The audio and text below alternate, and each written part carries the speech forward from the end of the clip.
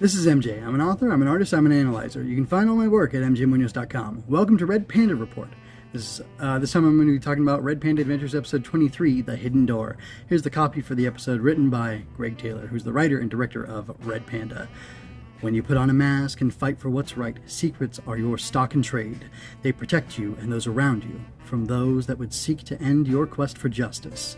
But when those secrets are compromised, the shield can become a sword in the hands of a vengeful enemy.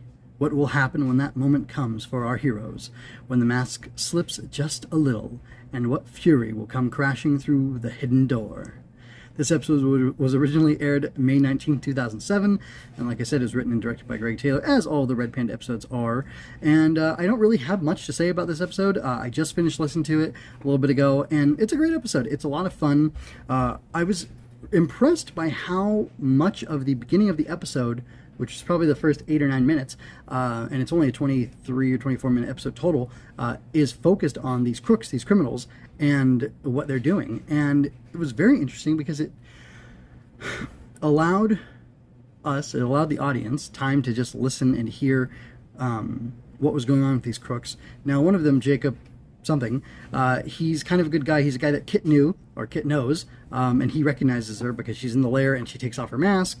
She wants to wash her hair and take a bath and all this stuff, and she flirts with Red Panda about that, and they have some banter, whatever. But the important part is that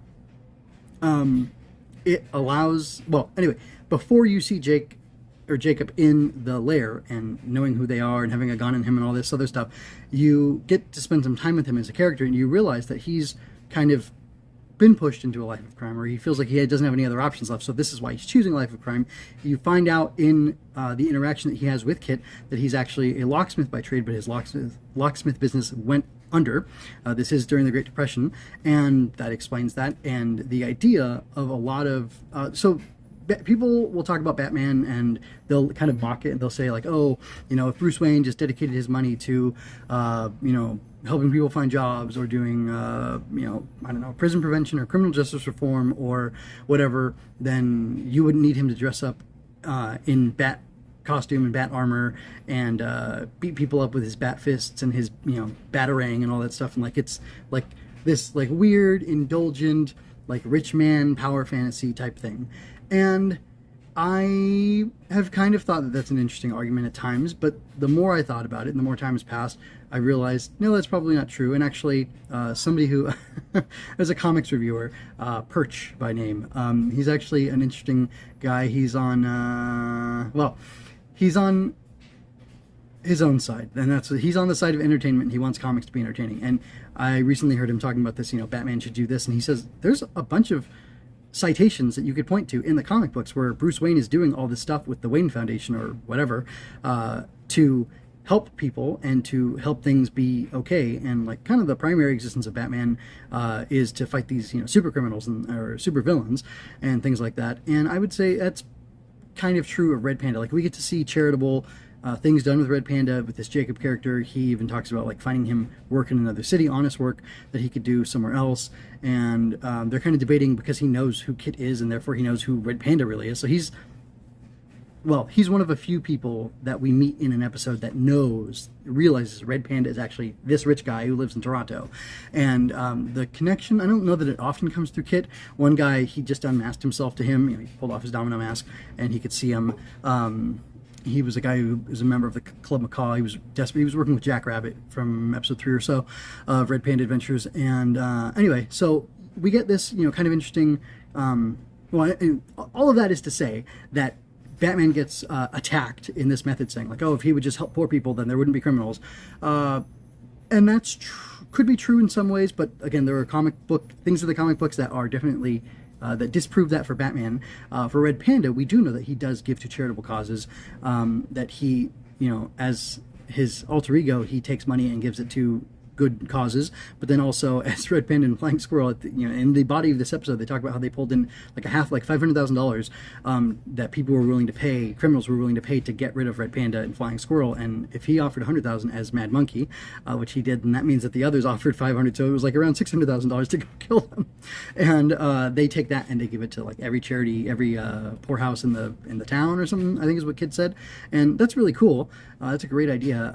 But beyond that, there are some people who are bad for other reasons, and it's not because they don't have a job. It's not because they're desperate. It's not because of something necessarily bad that happened to them that's easy to fix by just giving them work to do. However, there are theories and books and things like that written about how young men with nothing to do, with no sense of purpose, will do bad things to a society. A great example of that, something that gives people a sense of self-worth is a livelihood and an obligation and a sense of belonging and a sense of being needed by people, which I think is psychologically why a lot of people will, or young men will fall into gang life, because they have a sense of purpose, they have a sense of duty, responsibility, they have a sense that they are meaningful to the gang, that if they don't stand up for the gang, if they don't fight for the gang, if they don't do whatever for the gang, then they don't have worth. And it's kind of like it's a sick, twisted, kind of toxic thing, but there's also like the good version of that sort of thing where you have like the camaraderie with like warriors and soldiers and people who serve together for a mutual purpose. Like, I have an obligation to be here to help support these other people, because if our numbers are too small, then we aren't able to accomplish X, Y, or Z. And as long as that's oriented around something that's moral, uplifting, benefits the people in the group and people outside of the group in a way that's, again, moral and legal, like that's definitely really good. The legality is less important because sometimes things that are moral are made illegal, and sometimes things that are immoral are made legal, and that's a whole different debate we can get into. But specifically going back to this episode, you get to see this Jacob, who is like not a terrible person. He is a desperate person, and he turns to crime because he wants to support his mother after their business went under.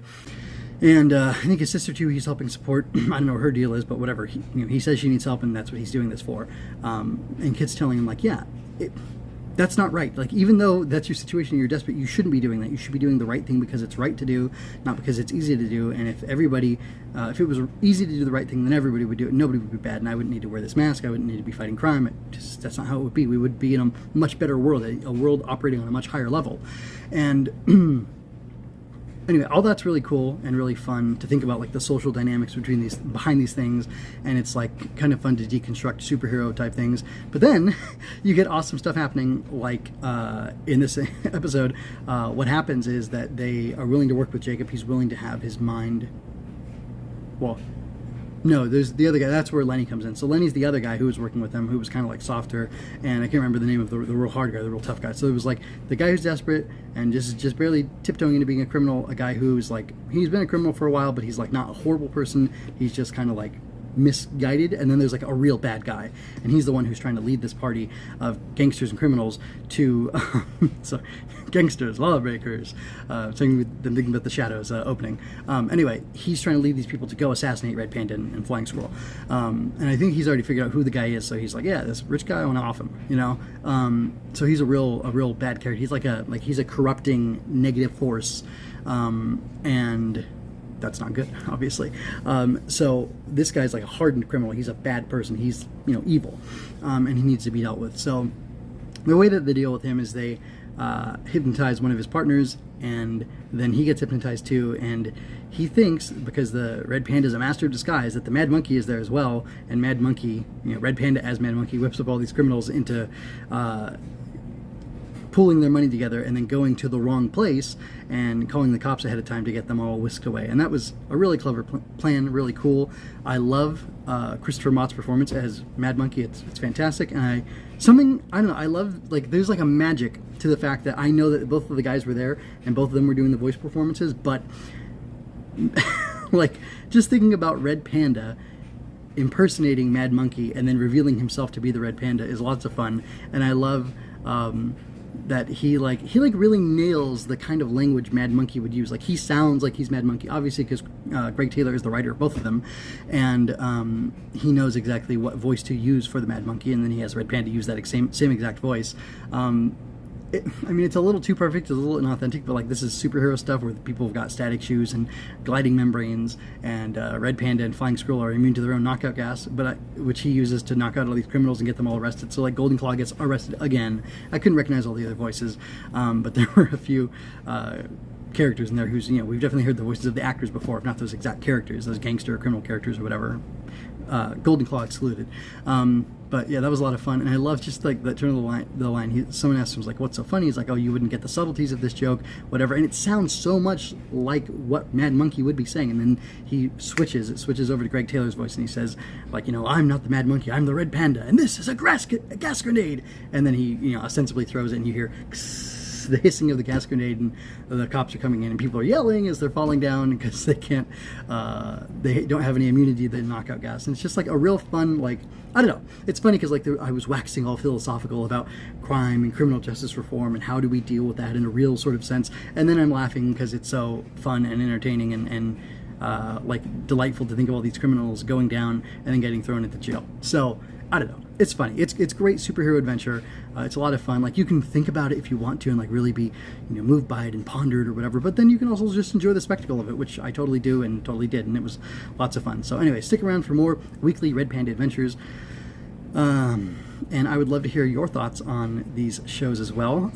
I am also making a shift with my writing work. I'm definitely pushing myself towards writing and publishing my books very soon, at least one book. I'll start with one book and then we'll go from there. It's about magical bugs battling monsters, and instead of a marvelous mass mystery man battling bad guys, it's magical bugs battling monsters. But anyway, what I'm doing with this is I'm trying to focus more on writing, and I'm in the like 3/4 through writing a short story that I'm submitting to Raconteur Press, which does a lot of short story anthologies.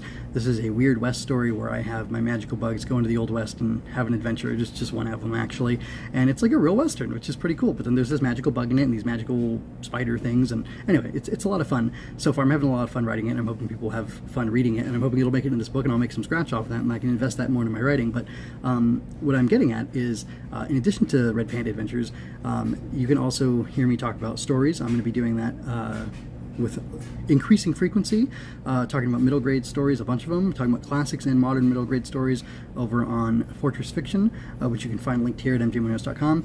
And specifically, I'm going into spending more time talking about the books and having a richer experience. So I'm going to be talking about chapter by chapter a bunch of books. I'm starting with Peter Pan, and we'll go from there. At the end of the Peter Pan chapter by chapter, I'll do one episode that's talking about that book specifically, and then I'll move on to the next book, and I'll let folks know what that is as I'm going on. And if you want to hear me talk more about specifically superhero type stuff, I'm talking about Japanese superheroes in tokusatsu shows, which feature transforming or henshin heroes who yell out something and transform, like Go-Go Power Rangers, or Kamen Rider with his henshin, and also Ultraman. That's a lot of what I've been talking about lately. And there's even a fun Ultraman Spider-Man crossover done in manga that I'll be talking about as well. So if you're interested in any of that stuff, check out Fortress Fiction specifically for me talking about books, and then Henshin Inspection, where I'll be talking about crazier, more poppy Japanese type superhero stuff with transforming heroes and other things as well. Also talking about Digimon over there. So anyway, I encourage you to check that out. And if you like the work I'm doing, please give me a subscribe, share around, and follow, get notifications on so you can see when I put out all my work, and help me grow the channel. I want to reach more people who love stories the way I do, who love the types of stories I do, so I can share my love for these stories with them, and also share the stories that I'm writing of my own that are kind of inspired by a lot of these things that I like. So until next time, folks, take care, be well, and hold high the lamp of justice. I hope you enjoyed that. Subscribe to keep up with me. Like and share to help me reach more people like you. And go to mjmunoz.com to find your next favorite thing. And don't forget to let your voice be heard. Stories are always better when you're part of the conversation. Until next time, be well. This is MJ signing out. This has been a Story Over Everything production.